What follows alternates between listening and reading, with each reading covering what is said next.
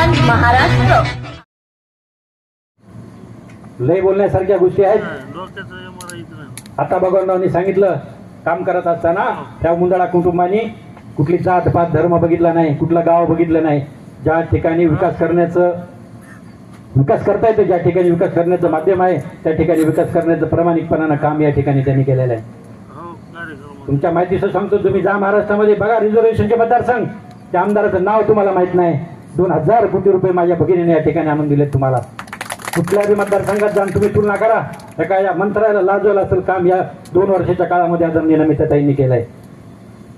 आम्ही प्रामाणिक कार्यकर्ते आहेत, गुत्तेदारी करीत नाहीत, समाजकारण करतो. एवढं बोलतो म्हणजे असं आमच्या खाली आमदार नाही म्हणून बोलतो, ओपन बोलतो. ताकद आहे आमची, नाद करू नका आमचा, लक्षात ठेवा. ताकद आहे आमच्यात ती, आणि करून दाखवलंय. तुम्ही मागा आठवा, मागचे 5 वर्ष आम्ही काय करू शकतो, होत्याचं नव्हतं करायची ताकद आहे आमच्यात, हे लक्षात ठेवा. कुणी असं गैर समजू नये. काही ठिकाणी काही वेळेला आम्ही अडचणीत होतो, त्याच्यातून बाहेर निघालो. तुमची गाठ आमच्यासोबत हे लक्षात ठेवा. पण विकासाच्या कामामध्ये राजकारण करू नका. विकासाच्या कामामध्ये विकास करते त्याच्या पाठीमागानं प्रामाणिकपणानं उभं राहायचं काम तुम्ही करा. बऱ्याच गोष्टी बोलण्यासारख्या आहेत, पण उशीर होत आहे, काही गोष्टी बोलणार नाही. आता मी या ठिकाणी व्यासपीठाची परवानगी घेऊन बोललो, या ठिकाणी तुम्ही मला या कार्यक्रमाला बोलण्याची संधी दिली, त्याबद्दल मी सर्वांचं संयोजकाचा आभार मानतो आणि मी या ठिकाणी थांबतो. धन्यवाद. जय हिंद, जय महाराष्ट्र. आज लोकनेते गोपीनाथरावजी मुंडे साहेब सभागृहाच्या पायाभरणी कार्यक्रम आणि तालुक्याच्या केज तालुक्याच्या क्रीडा संकुलाच्या भूमिपूजनाचा कार्यक्रम आमदार नमिता मुंदडा यांच्या हस्ते झाला. या कार्यक्रमाचे अध्यक्ष आमचे नेते छत्तीसगडचे आमदार श्रावण मरकामजी. उपस्थित नावं घेणार नाही, कारण मला थोडा वेळ जास्त घ्यायचा आहे. व्यासपीठाची परवानगी घेतो. सर्व मान्यवर व्यासपीठ, समोर बसलेले केजवासीय, माझे तालुक्यातले सर्व सरपंच, चेअरमन, प्रमुख लोक, पत्रकार मित्रांनो, खर तर मतदारसंघामध्ये खूप ठिकाणी भाषणं करण्याचा योग आला, पण केजवासियांच्या समोर मोठ्या संख्येनं उपस्थित राहिल्यावर भाषण करायची ही संधी आहे. प्रथमतः मी माननीय लोकनेते मुंडे साहेबांच्या, डॉक्टर मुंदडा यांच्या स्मृतीस अभिवादन करतो आणि मी माझे विचार मांडणार. राजकारणात चढ उतार असतात, ही लोकशाहीची प्रक्रिया आहे. लोकशाहीमध्ये सगळे दिवस सारखे नसतात.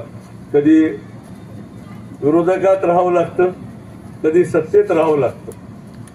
आता माझे नेताजी बापांनी भाषण केलं, डॉक्टर नेहरकरनी केलं, भगवानरावनी केलं. नमिता मुंदडा म्हणजे सुरुवात मी इथून करतोय की 2014च्या निवडणुकीला नमिता मुंदडा यांचा पराभव झाला. का झाला आणि काही नाही याच्यावर चर्चा नाही, परंतु ज्या दिवशी पराभव झाला त्याच्या दुसऱ्या दिवशीपासून मला वाटतं मी, अक्षय आणि नमिता आणि माझी सर्व टीम लोकांच्या सुखदुःखात विरोधी पक्षाचं काम करण्याचा इमानीद्वारे प्रयत्न केला आणि एकच ठरविलं की आपल्याला 25 वर्ष लोकांनी डोक्यावर घेतलं. जिथं मी नगरसेवक, नगराध्यक्ष झालो असतो, तिथं 35 वर्ष या मतदारसंघाचा नेता करण्याची संधी लोकांनी दिली. मला वाटतं त्यांच्यात मिसळावं, आपलं काय चुकलं त्यांना विचारावं आणि परत त्यांची थाप घेऊन पुढे चालावं. मला वाटतं 5 वर्ष आम्ही दिवसाचा रात्र केली आणि मला वाटतं लोकात मिसळलो आणि जिथं हरवलं तिथं हुडकलं. जिथं हरवलं होतं आमचं, आम्ही तिथं हुडकलं. ते हुडकण्याकरता आमच्या नेत्या पंकजाताईंनी ताकदीनं संधी दिली. मी मनापासून त्यांचं आभार मानतो. भारतीय जनता पक्षाच्या सर्व फडणवीस साहेबांपासून सगळ्यांनी साथ दिली. 3 वर्ष दात टोकरा एवढा सुद्धा निधी नव्हता, पण लोकांच्या अपेक्षा असतात. पण आम्ही बोलणे खाऊन, अंगावर लोक घेऊन, कधी कधी खाली मान घालून लोकात मिसळलो. मतदारसंघातल्या सुखदुःखात गेलो. काही लोक म्हणतात मतदारसंघातल्या सुखदुःखात गेल्यानं विकास होतो का? विकासाची व्याख्या वेगळी आहे. आपण 12वीची परीक्षा दिली तर प्रॅक्टिकलला वेगळे मार्क आहेत, थेरीला वेगळे मार्क आहेत. मला वाटतं लोकशाहीमध्ये सुद्धा 50% विकासाला मार्क आहे, 25% तुमच्या कॅरेक्टरला मार्क आहेत आणि 25% लोकांच्या सुखदुःखाला आणि वैयक्तिक कामाला मार्क आहेत. हे तुम्हाला आम्हाला कुणाला नाकारता येणार नाही. मला मोकळ्या मनाने सांगतो, 2019ला नमिता मुंदडा निवडून आल्या आणि कोरोना, त्याच्यानंतर काही काळानंतर कोरोना सुरू झाला.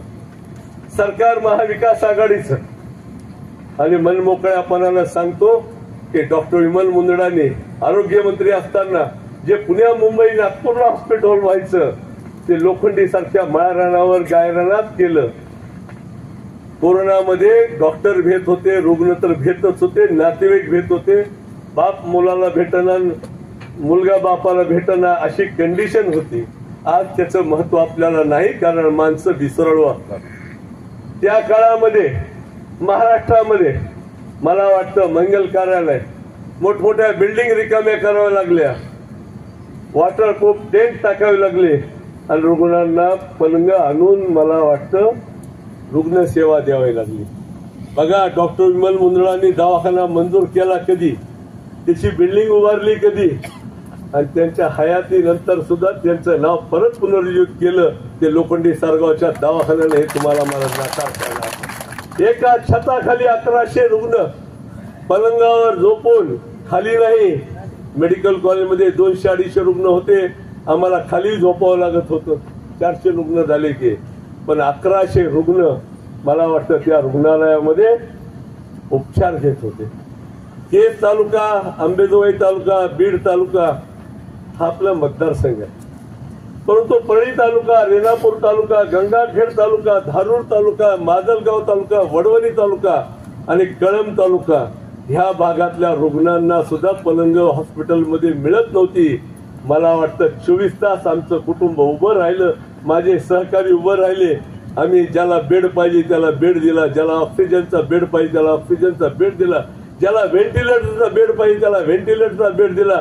जे एखादा दुःखित मयत झालाय, ग्रामसेवकांना लिहून दिलं तर बॉडी त्याच्या ताब्यात दिली, व्यवस्थित पॅक करून, आणि 2 PPE किट दिले आणि बाकीच्यांचा अंतिम अंबेजोगाईच्या स्पेशल आम्ही स्मशानभूमी करून तिथं केलं.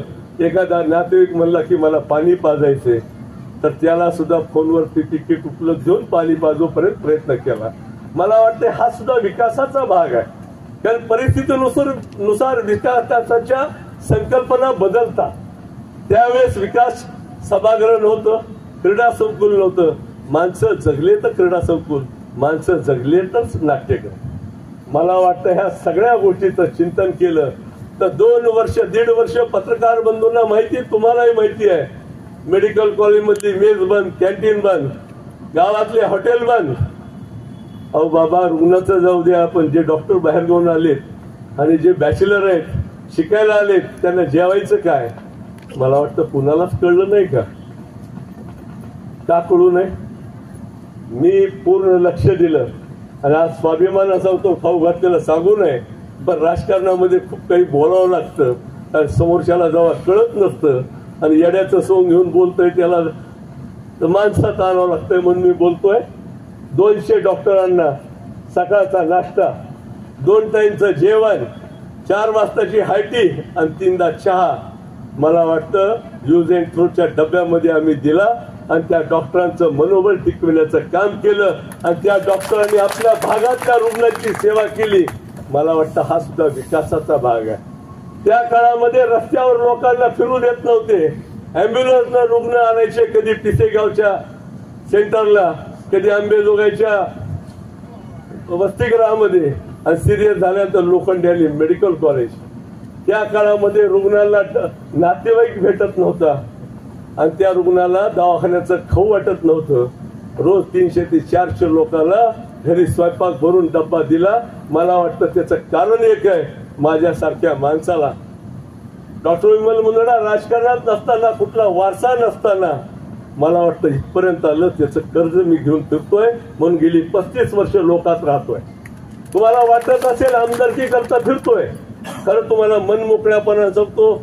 मी एखादा व्यवसाय केला असता तर माझ्या गरजाही कमी राहिल्या असत्या, मला गाडीत फिरणं बी कमी राहिलं असतं आणि खर्चही कमी राहिला असता आणि सुखानं जगता येणे एवढी डोकं देवानं दिलंय.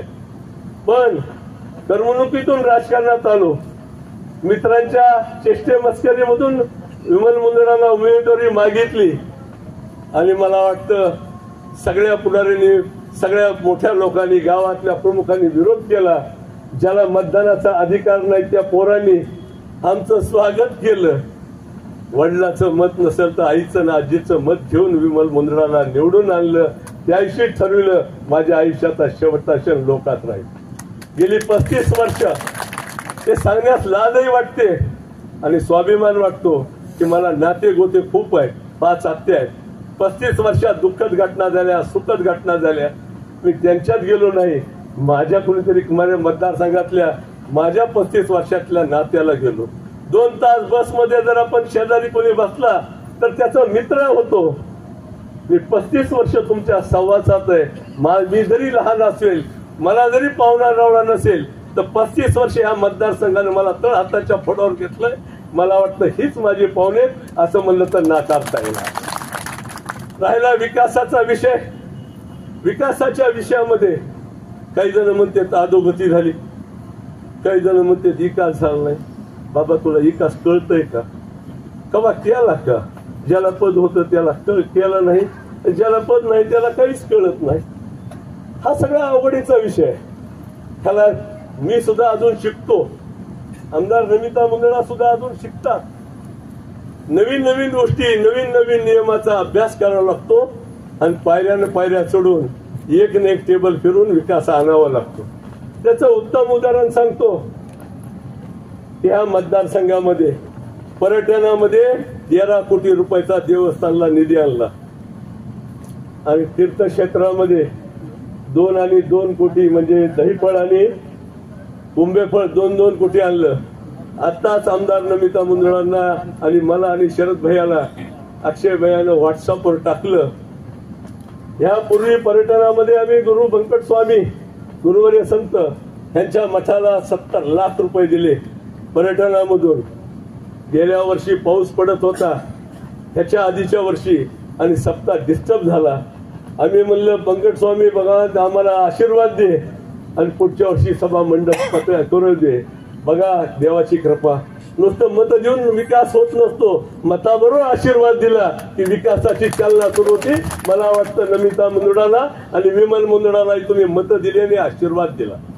मला वाटतं त्या माध्यमातून आत्ताच आम्ही आमचे कुंभेफळचे आमचे विष्णू थोरात इथं आहेत, त्यांना 2 कोटी रुपयाचं तीर्थक्षेत्र ब गटातून आमदार नमिता मुंदडांनी निधी मिळवून दिला.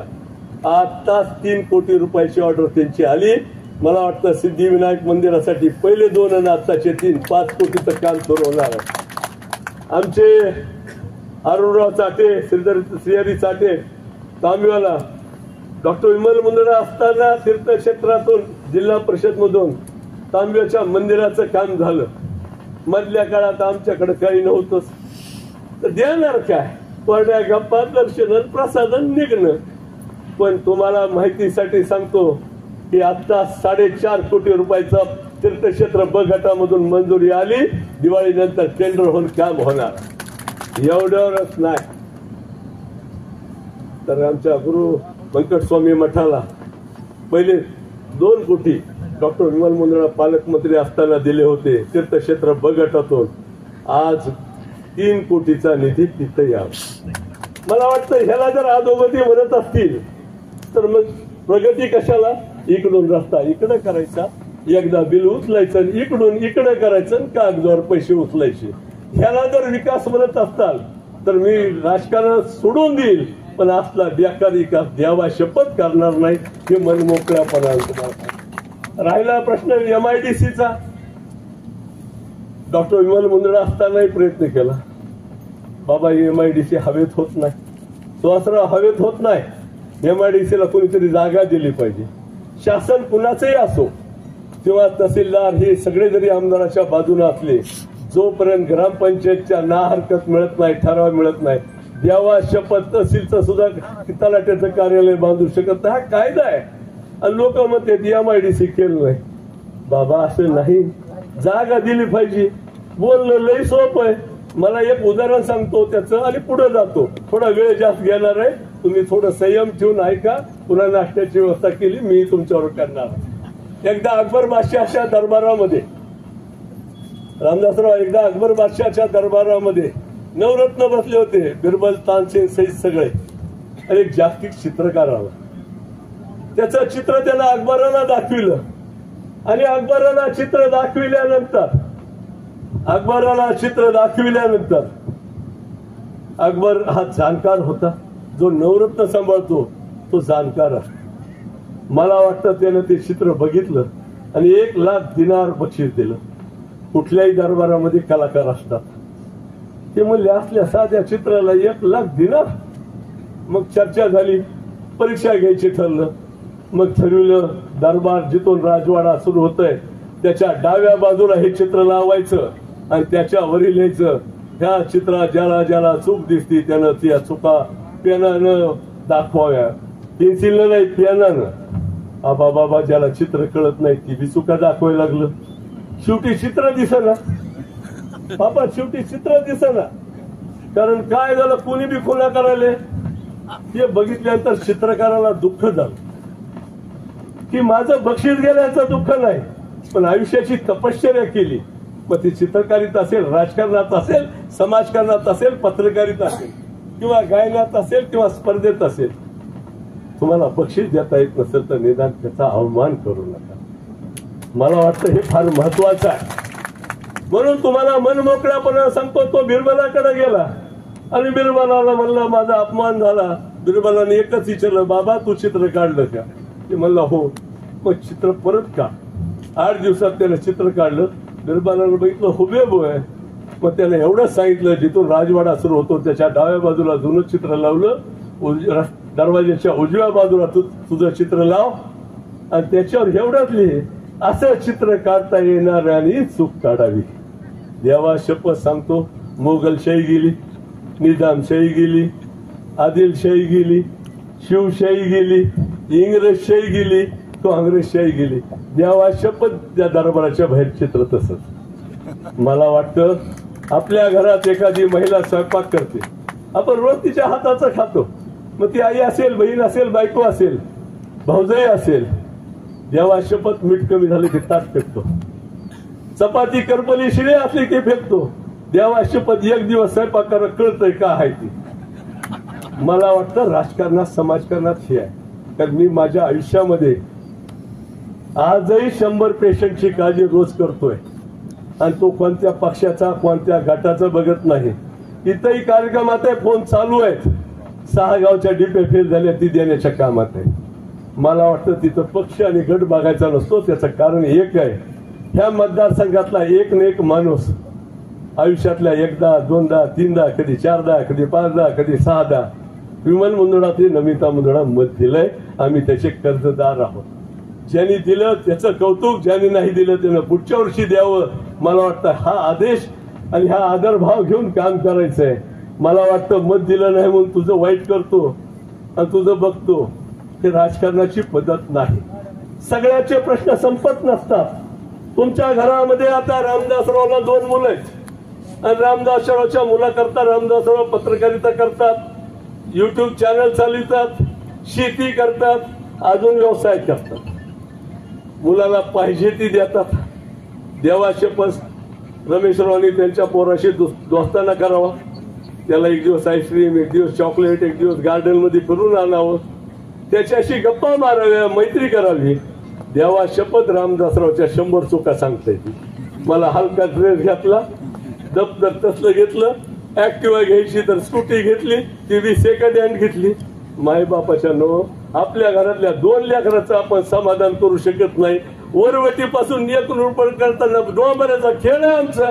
इकडं पडलं की इकडं, इकडं पडलं की इकडं. अवघड आहे साहेब. विकासाची व्याख्या जे काम करतंय त्याच्याकडून अपेक्षा असतात. ज्या वेळेस महाविकास आघाडीचं सरकार आलं आणि आमदार नमिता मुंदडा निवडून आल्या, ज्या वेळेस पंकजाताई ग्रामीण विकास मंत्री आमच्या नेत्या होत्या, म्हणजे आमच्या नेत्या ज्यावेळेस त्या ग्रामीण विकास मंत्री होत्या, केज मतदारसंघात 24 रस्ते म्हणजे जवळपास 125 किलोमीटर मुख्यमंत्री ग्राम सडक योजनेतून रस्ता मंजूर केला. टेंडरला आलं, टेंडर झालं. फक्त नमिता मुंदडाला निवडून दिलं म्हणून टेंडर झालेले कामं रद्द झाले. आजही आमदार नमिता मुंदडा कोर्टात लढत आहेत आणि मला वाटतं विजयकांत मुंडे सुद्धा कोर्टात लढत आहेत. का हो एकाही पुढाऱ्याला ज्यांनी लोकसभा लढवली त्यांना कोणी विचारलं नाही? आमच्या गावचा रस्ता तुम्हाला बी जिल्हा परिषदला मतं दिलेत आणि तुम्ही का रद्द केला? नाही साहेब, आम्हालाच विचारलं रस्त्याचं काय झालं कसं वाटलं. कसं होती आम्ही 3 वर्ष काढलं असेल विचार करा. त्यातच आहे अडस्ते पिसेगाव रस्ता, त्यातच आहे चंदन सावरगाव जवळबन सावळेश्वर आवसगाव बनसोर रस्ता. असे कित्येक नाव तोंडपाठ सांगू शकतो. ह्या लोकांची उत्तर देता देता नाकी न आलं, पण आम्ही हिंमत हारली नाही. मला वाटतं एकनाथ शिंदे साहेब पावले आणि माननीय एकनाथ शिंदे साहेबांनी, माननीय फडणवीस साहेबांनी, माननीय आमच्या लोकनेत्या पंकजाताई आणि आदरणीय प्रीतमताई यांनी नमिताच्या पाठीशी भरभक्कम उभा ठाकल्या. म्हणून मला वाटतं 2000 कोटीपेक्षा जास्त विकास करता. तुमच्या माहितीसाठी सांगतो की केरला सेशन कोर्ट मंजूर झालं, हायकोर्ट जस्टिस आणि शासनाच्या विधी विभागानं चालू केलं, मंजूर केलं, बिल्डिंग झाली, पण ते चालू झालं नाही. आमचे आबा लाड, आदरणीय आबा लाड ओकी साहेब आमदाराकडे आले, त्यांनी पाठपुरावा केला आणि ते कोर्ट चालू केलं. ज्यांना अंमलबजावणीला कोर्टात केसला जावं लागत होतं त्यांना केलं झालं. हा सुद्धा विकास आहे. केसच्या आता बिल्डिंग बद्दल भगवानराव बोलले. केस तालुक्यातल्या जेवढ्या बिल्डिंग आहेत, एक तर विमलताईच्या काळातल्यात, नाही तर पंकजाताईच्या काळातल्यात, नवीन नमिताताईच्या काळात. तेच मतदारसंघात विमल मुंदडा असताना 21 सबस्टेशन झाली. बीड जिल्ह्यात सगळ्यात सबस्टेशन जास्त असणारा जर कोणता मतदारसंघ असेल तर तेच मतदारसंघ. आता नमिता मुंदडाने 13 ते 14 नवीन सबस्टेशन मंजूर केलेत. जागतिक बँकेच्या कर्जान्वये त्याचं टेंडर निघतंय. त्यात सोनीजवळा बी आहे, कासार बी आहे आणि केस साठी अजून कारखान्याच्या अलीकडे ती टोल नाका आहे तिकडे अशोकनगरला बी आहे. मला वाटतं हा सुद्धा विकास आहे.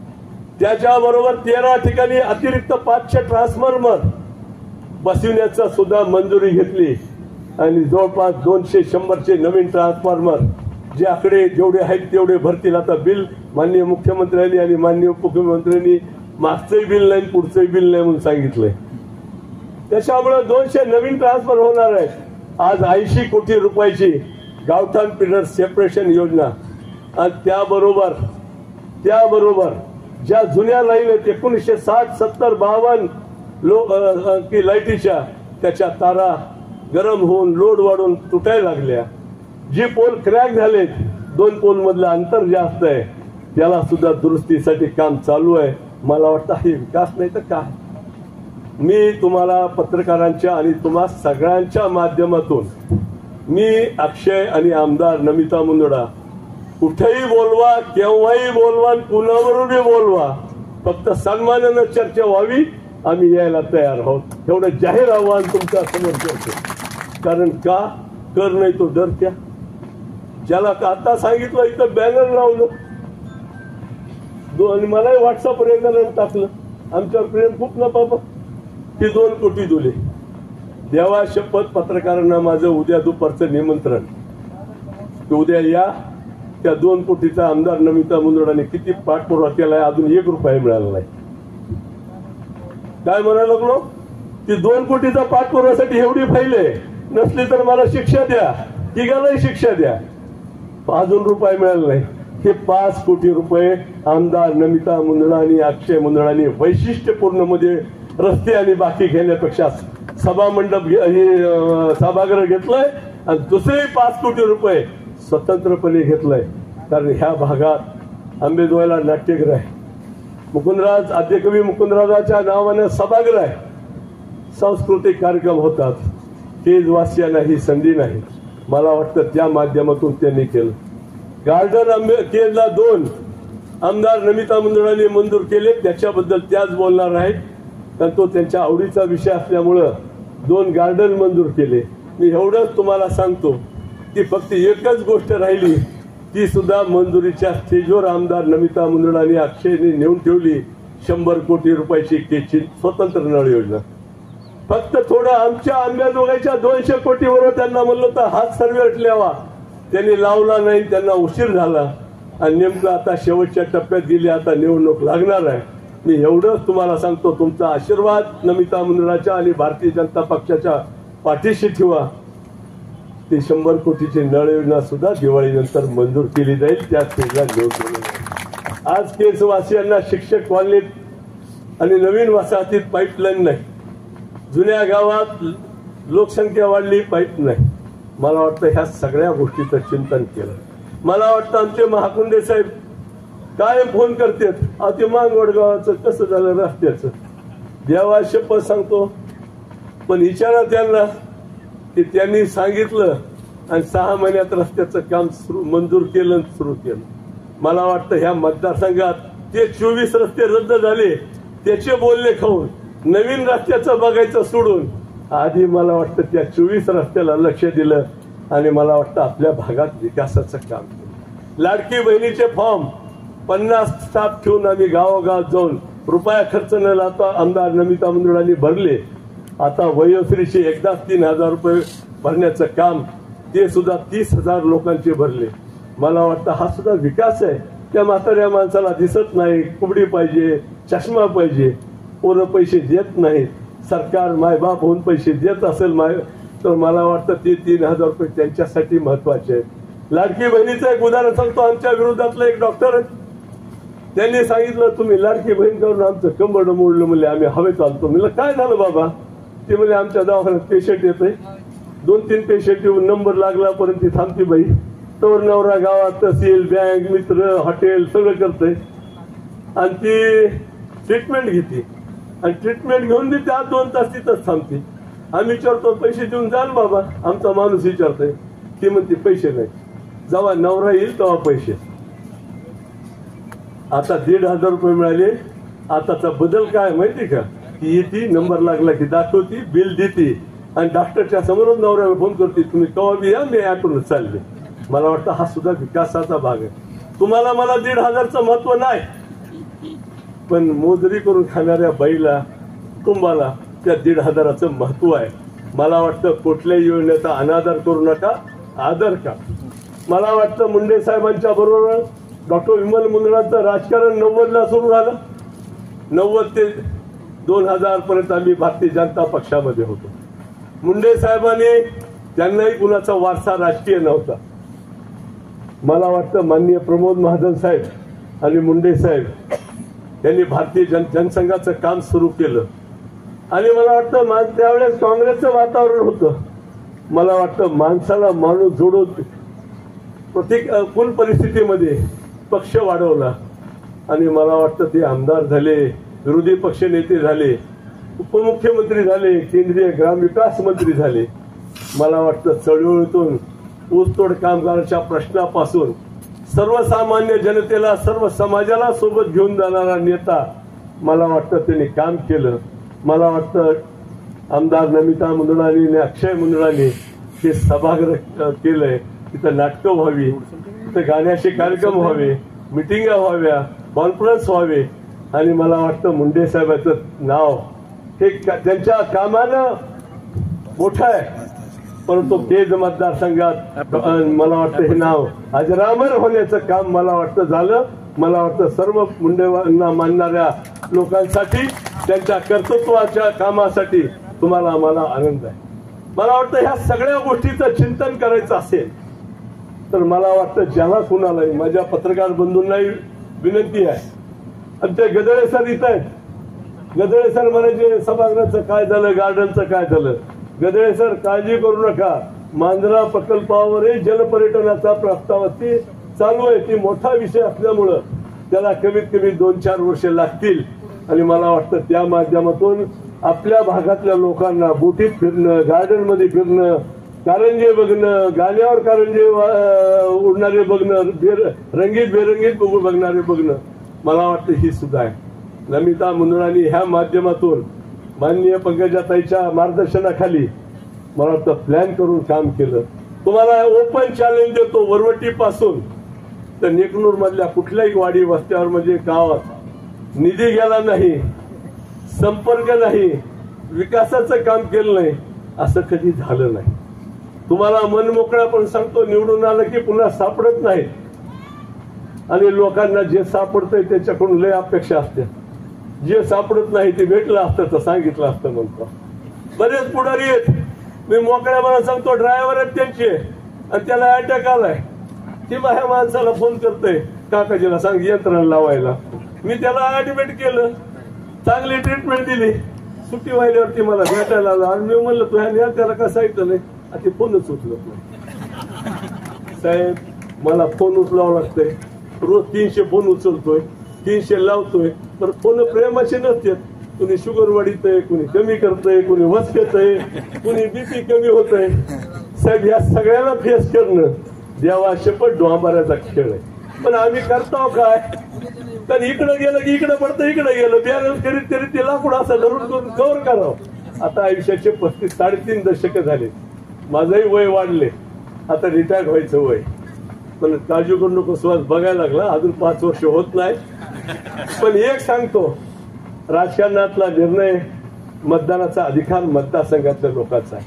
आपण अभ्यास करायचा आणि परीक्षा द्यायची असते.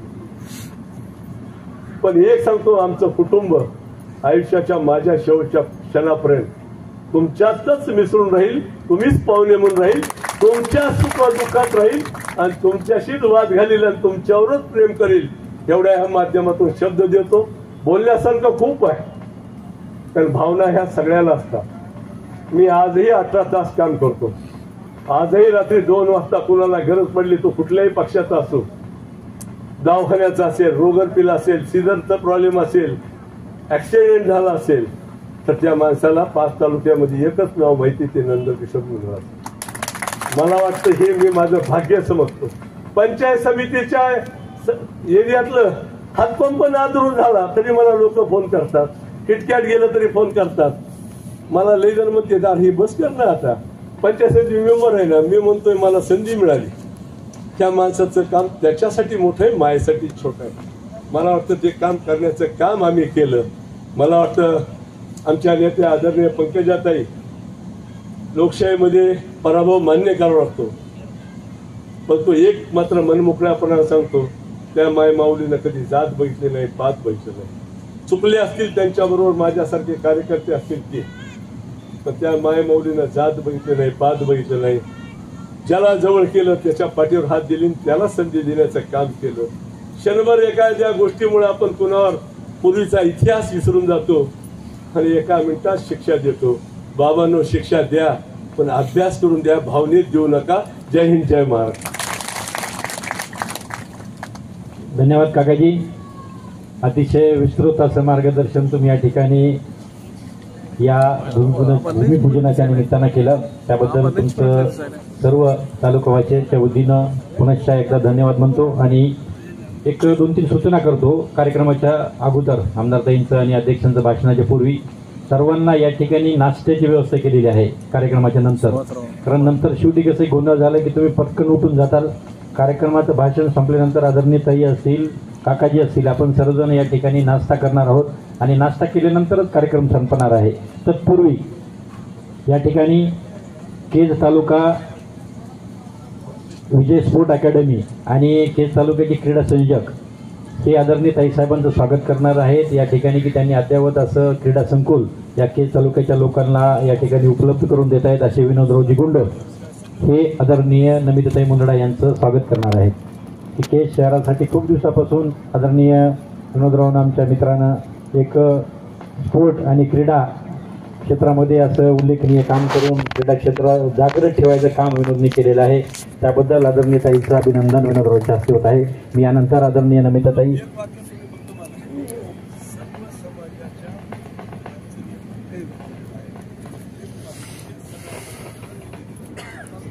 आणि दुसरं एक काकाजीकडून विषय बोलताना राहिला की निधी देताना तुम्हाला एक उदाहरण सांगतो. मध्ये आमची खदिरबाई आहे, तिथं मुख्य दर्ग्याकडे जायचा जे रस्ता होता तो त्या ह्याच्यात डायमंड टेलर प्रस्तावित नव्हता. म्हणजे तो जे काम आहे 500 मीटरचं काम एक्सटेंड केलं किंवा वाढविलेलं तो त्या कुठल्याच निधीत नव्हता. आणि तुम्ही केज शहरात विकास करताना बघा काकाजीने सांगितलं की सर्व कुठली गल्ली बघा तुम्ही, इकडं तुमचा उमरी रोड असेल, इकडं शुक्रवार पेठ असेल, इकडं रोजा मोहल्ला असेल, इकडं मंगळवार पेठ असेल, इकडं फुलेनगर असेल, म्हणजे सर्वसमावेशक ज्या ठिकाणी ज्या सर्व जाती धर्माचे कुठेही लोक असतील त्या ठिकाणी, मग तिथं दर्गा असेल, तिथं मंदिर असेल, जिथं मस्जिद असेल, त्या ठिकाणी प्रामाणिकपणानं काम करण्याचं काम लक्ष ठेवून म्हणाले मी, ज्या ठिकाणी गरजेचं आहे त्या ठिकाणी लक्ष ठेवून आदरणीय काकाजींनी केलेलं आहे. त्याबद्दल त्यांचं पुनश्च एकदा आभार मानतो आणि या ठिकाणी आमंत्रित करतो लोकनेत्या, या ठिकाणी केज विधानसभा मतदारसंघाचे आमदार नमिताताई मुंदडा यांना.